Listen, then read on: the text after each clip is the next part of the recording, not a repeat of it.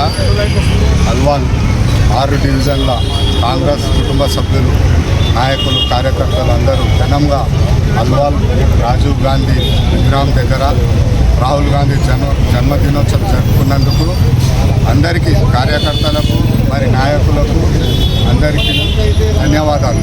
ఆయన రేపు parliament member plus ప్రతిపక్ష నాయకుడు, రేపు ఆయన కాబోయే ప్రధాని కావాలని మేము అల్వాల్ సర్కిల్ తరఫు నుంచి అందరము కోరుకుంటున్నాము. ఈ అవకాశం ఇచ్చినందుకు ధన్యవాదాలు. లోపల భారతదేశం మొత్తం కూడా, యావత్ భారతదేశం లోపల కూడా ఈరోజు రాహుల్ గాంధీ యొక్క జన్మదినం యొక్క వేడుకలు చాలా ఘనంగా జరుగుతున్నాయి.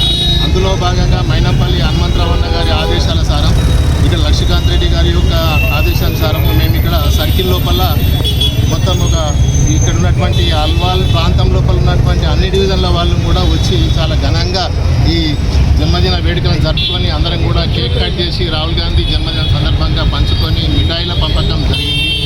రాహుల్ గాంధీ గారు అంటే మనకు సోనియా గాంధీ, రాజీవ్ గాంధీ గారి యొక్క కుమారుడు. సోనియా గాంధీ, రాజీవ్ గాంధీ యొక్క వివాహం 1968లో జరగగా 1970లో రాహుల్ గాంధీ జన్మించిన తర్వాత సుమారుగా అంటే వారి యొక్క ఫ్యామిలీ, కాంగ్రెస్ యొక్క కుటుంబం, వారి యొక్క నానమ్మ వాళ్ళ ఆత్మ రక్షణ లేకుండా కూడా వాళ్ళ యొక్క సెక్యూరిటీ వాళ్ళే కాల్చేయడం జరిగింది. తర్వాత ధరంబదూర్ లోపల పనిచేస్తున్నటువంటి సందర్భం లోపల అక్కడ బహిరంగ సభ లోపల రాజీవ్ గాంధీ గారు మరణించడం జరిగింది.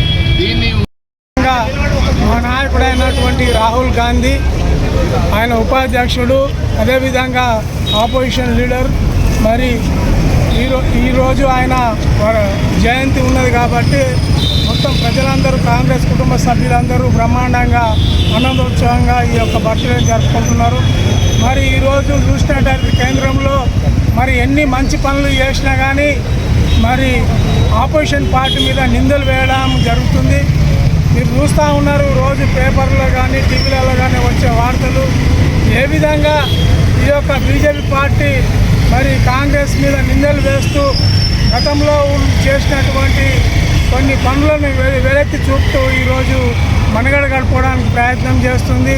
అదేవిధంగా ఓటు చోరీ పద్ధతిలో మరి ఈరోజు ఎన్డీఏ ప్రభుత్వంలో చేర్పించుకోవడానికి అనేక కుట్రలు చేస్తూ మరి ఈ ఇండియా కూటమిలో నుంచి ఎంపీలను కొనుగోలు చేస్తూ మరి ఆ యొక్క మెజార్టీని చూపించుకోవడానికి, రేపు రాబోయే ఎలక్షన్లో గెలవడానికి దొంగ పద్ధతిలో వాళ్ళు చేస్తున్నారు. కాబట్టి దీన్ని ఈ సందర్భంగా తీవ్రంగా ఖండిస్తాం.